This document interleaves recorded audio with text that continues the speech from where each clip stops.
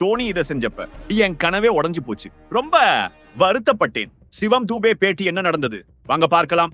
கடந்த சில வருடங்களாக ஐபிஎல் தொடரில் நன்றாக விளையாடுவதால் சிவம் துபேவுக்கு தற்போது இந்திய அணியில் ஒரு நம்பிக்கையான இடம் கிடைத்திருக்கிறது.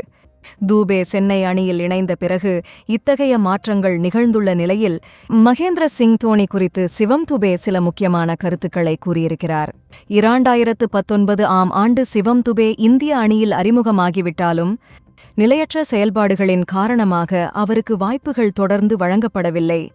மேலும் அந்த சூழலில் ஐபிஎல் தொடரிலும் சற்று மோசமான செயல்பாடுகளை வெளிப்படுத்தி வந்தார்.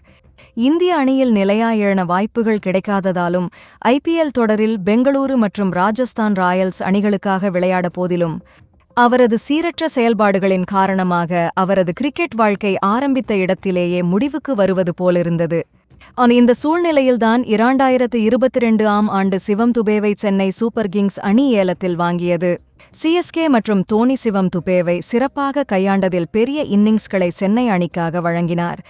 மேலும் மிடில் ஆர்டரில் களம் இறங்கி சுழற்பந்து வீச்சாளர்களை அடித்து நொறுக்குவதால் அவருக்கு சமீபத்தில் இந்திய டி20 உலகக்கோப்பை அணியிலும் வாய்ப்பு கிடைத்தது. அதில் ஓரளவு நன்றாக செயல்பட்டதால் அடுத்தடுத்த தொடர்களில் சிவம் துபேவுக்கு வாய்ப்புகள் வழங்கப்பட்டு வருகிறது. இது குறித்து துபே கூறும் பொழுது, நான் எப்போதும் இந்திய அணிக்காக விளையாட வேண்டும் என்றுதான் நினைத்துக் கொண்டிருப்பேன். அதிலும் தோனியுடன் இணைந்து இந்திய அணியில் விளையாட வேண்டும் என்பதே எனது ஆசை. ஆனால் நான் இந்திய அணியில் வரும்பொழுது தோனி ஓய்வு பெற்றுவிட்டார். அந்த சமயம் நான் மோசமாக உணர்ந்தேன். பின்னர் ஐபிஎல் தொடரில் நான் அறிமுகமாகும் போதும் கூட சிஎஸ்கே அணியில் இல்லை. அதற்கு பின்புதான் சென்னை அணிக்காக விளையாட ஆரம்பித்தேன். அது மகேந்திர சிங் தோனியுடன் உரையாட எனக்கு நல்ல சந்தர்ப்பமாக அமைந்தது.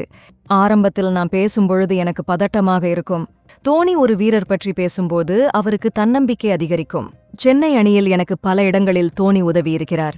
அவரோடு நான் நெருங்கி பழகினாலும் இன்னமும் நான் அவரின் ரசிகனாகவே உணர்கிறேன் என்று கூறியுள்ளார். கிரிக்கெட் செய்திகளை உடனுக்குடன் அறிந்து கொள்ள நியூஸ் கிரிக் சேனலை சப்ஸ்கிரைப் செய்து பாருங்கள். நன்றி, வணக்கம்.